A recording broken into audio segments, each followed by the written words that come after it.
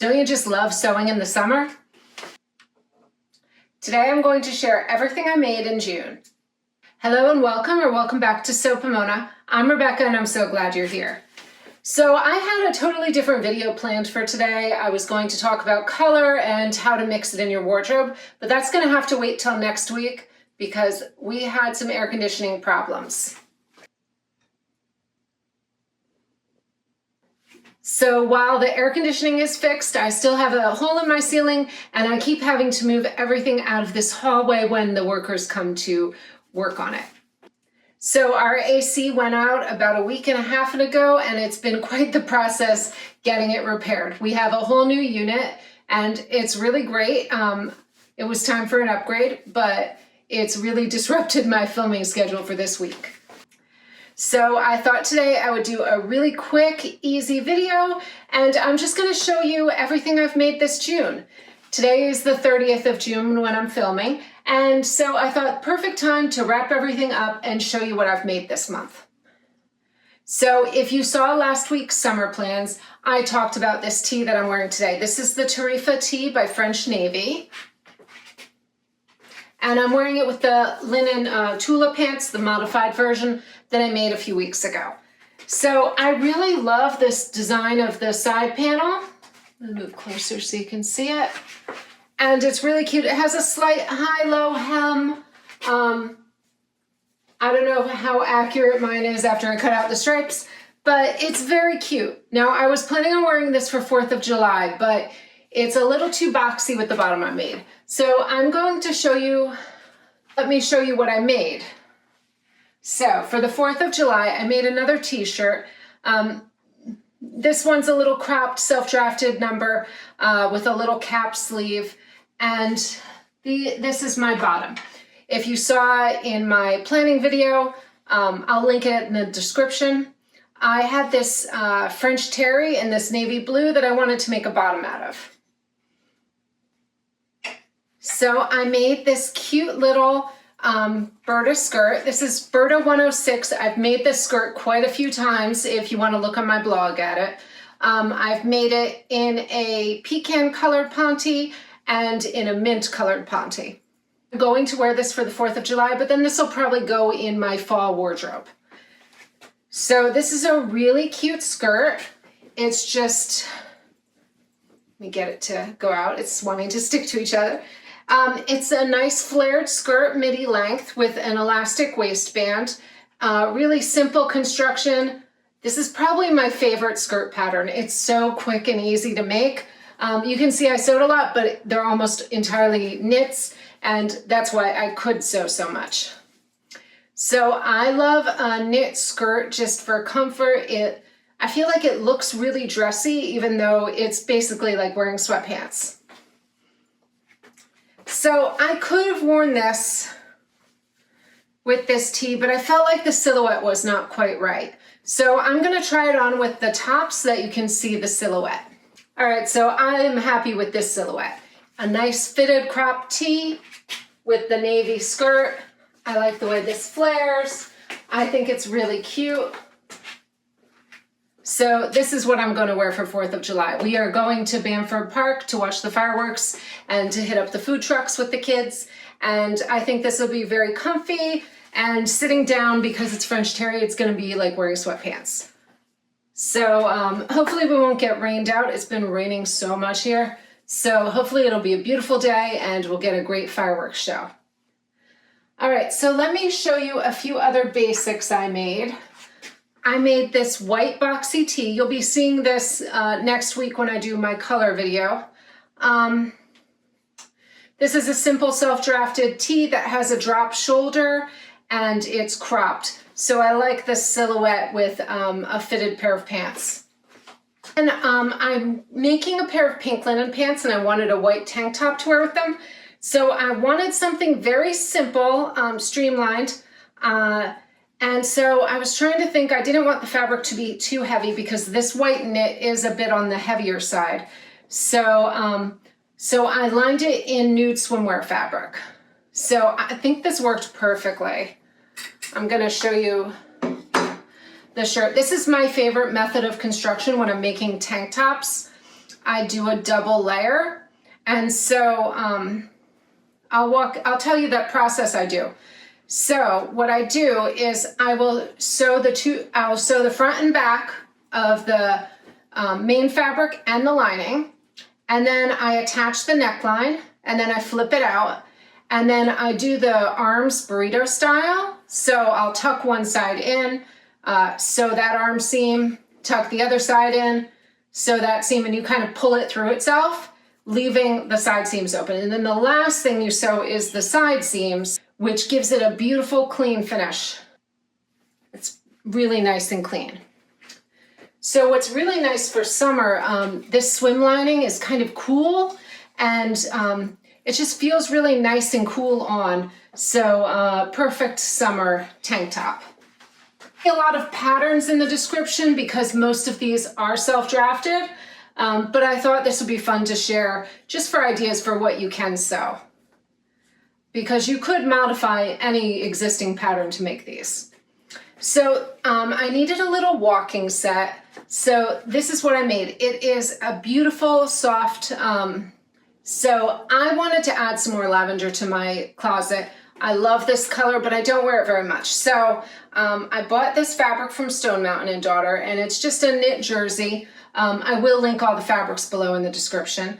And so I wanted to try out a new pattern. So if you look closely, you can see there's no center seam. So it seams on the outside. So it's basically a pant that goes across the waist, and then it has a scoop out for the crotch curve, and then it's a big pant. So this one I did something slightly different. I did a little curved outer hem, but this was a really fun pattern to draft. When I get pictures taken for the blog, I will show you this and show you the block and how I make this, which I think will make it easier to understand. But a really cute little lightweight pant. And I love having a walking pant that doesn't have an inseam. It's just so comfortable because you don't have any friction or any rubbing. I wanted to make a simple tank, and I will show the drafting of this in the blog post as well. So this just has a center back seam, no side seams, which I just find these really cool to make, and I like doing the pattern drafting on these. So a very comfortable, lightweight tank for just going on my evening walks with my husband. And then I'm just going to show you, this is my first version, which was cropped, and it was a little too cropped. So I worked on my pattern some more and just drafted a different length and seam. I wear both, but I do prefer this length. Okay, and now my favorite make of the month. This gorgeous sheer dress. I mean, just this sheer fabric is so beautiful. It's got this really cool tie waist. I will try this on in a minute, but I wanted to show it off so that you can get an idea of the sheerness of this dress. So this is a pattern I found on Etsy. This is a Donna Karan, New York, $13.75 in sizes 12, 14, 16 from Vogue Patterns. You may have seen on YouTube before, you may have seen in my videos before, I did view A before in a brown and black knit. And so I wanted to try this other view, and I'm so glad I did. I love this dress so much more. The view A is super boxy and really oversized, but this view, very, very fitted, perfect. I'll definitely be making this view again. This just fits like a dream. So one of the things I wanted to do with all these sheer dresses is to make slips to go under them that I could also wear on them by themselves. So I'm going to show you the first slip I made. It's from this gorgeous, I'll hold up, this is just an extra piece of fabric. This gorgeous knit that is dead stock fabric from a Morvert, and it's got this really beautiful sheen to it in this plum color that I got from Stone Mountain & Daughter. So this was the first slip I made. I I love this. I will try this on as well to show you. I used the selvage edge for the neckline and armholes, and I think it's so pretty, but this slip was too wide for this dress. Because this has a very wide, the shoulder seams go out very far. So this slip did not work, but I loved it and I didn't want to alter it. So I'm going to show all of these on, and now let me show you the final slip. So then I took my slip pattern and I redrafted it, and I decided I wanted a little more flare for this version. So I flared out the sides, I set the shoulders farther to the side, and did the scoop to match the scoop of this dress. And what I love with these slips is this I can wear by itself as a dress.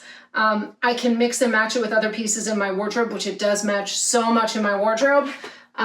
It'll probably be more of a fall dress, but with this, I'll wear this in the summer.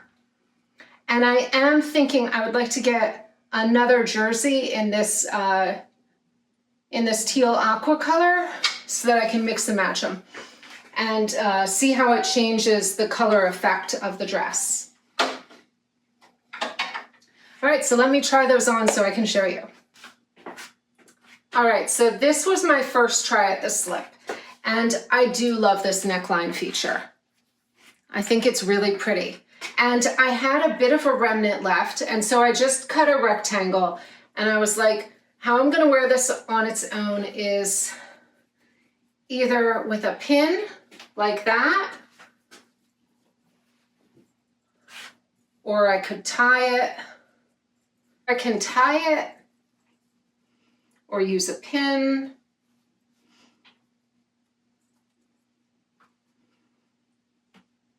I do kind of like playing with drapes when I'm making clothes. So I can play around with this. I could put it in the back.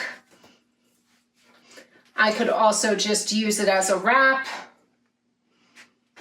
I just think this is really elegant. I do think I'll wear this in the fall as a dressier outfit. And it does go with so many of my makes. So let me show you now. I'm going to show you version 2. All right, so this is dress version 2. I really like how loose and flowy this is. I flared out the skirt at the side quite a bit more so that it's more on an angle. And this is so silky and comfortable, and this fabric just feels like air when you're wearing it. It's so light and drapey. And I do love this slight sheen it has to it.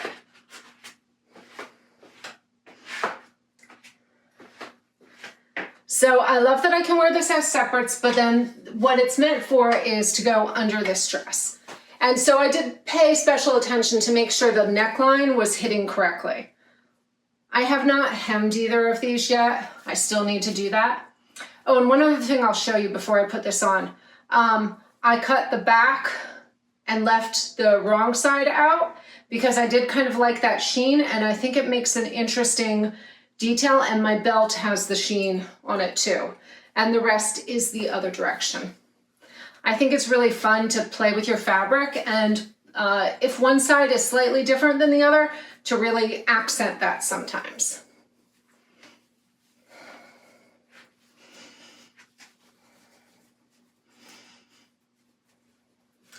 I just love the print on this, and it's in all my colors, this like plum and aquamarine and a rust burgundy, and then this green. And so you can see I still have to hem this. I have not done that yet, but I wanted to show it today. So I'll have to even out the hem now that the bias has relaxed a bit. So then this just ties in the back.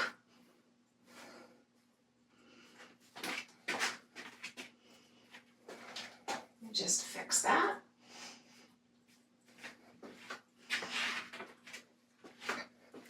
And then you can see that's why I had to switch this slip, because the straps do go out really far on my shoulders and it is pretty deep. But I love this silhouette. It's so nice and fitted in the bust, but still feels loose and airy. And I do like this belt feature. You could also tie it in the front if you wanted to, just for a different look. But I just think it's gorgeous. I really love 90s patterns. I think maybe because I was a teenager in the 90s. And yeah, I think you always have an era you're really drawn to. And 90s fashion is what I love. So I'm really glad it's back in style right now. Who knew that 90s would be so big already? I did not think that was going to come back. So I love this dress. And I feel like it's probably one of the most elegant things I own. I just love this neckline cut. I think I need to wear more clothes with this kind of neckline. And you don't really find this in new patterns.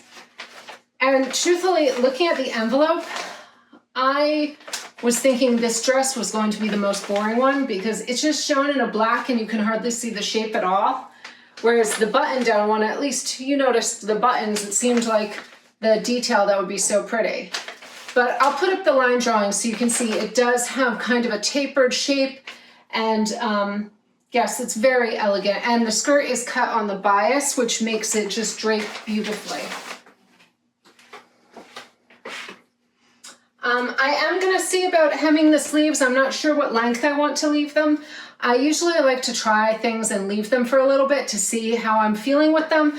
So I'm going to leave the sleeves for now as they were originally cut, and then see if I want to change that up later. That'll be an easy fix. All right, so that's everything I sewed in June. I feel like my sojo is like really strong right now. I've been sewing up a storm, and I am so excited for summer because I have a new trip in the works. I feel like when you visualize things, they happen. My sister is touring. She's a photographer and she's teaching a class all over the world. And in August, she is teaching in LA. So we are going on a whirlwind trip. My sister invited me to join her, and my sister-in-law, well, my brother-in-law's sister, either way. So Missy, who is really cool, she is a costume designer. And so how cool is it that two girls in the family sew, not related to each other? So that's very cool. So we are going, first we're going up to New York City for a day or two. Then we're flying across the country and we're going to Palm Springs. And this is what I'm excited about. We are going to stay in the Trixie Motel. I cannot wait. I am planning out a whole new wardrobe. Some of my sewing plans for the summer are going to shift slightly because I have so much to sew. So I'm going to link my Palm Springs mood board in the description, which has everything I'm hoping to make for our trip. And then after that, we'll go to LA for my sister's class that she's teaching, and we'll stay there.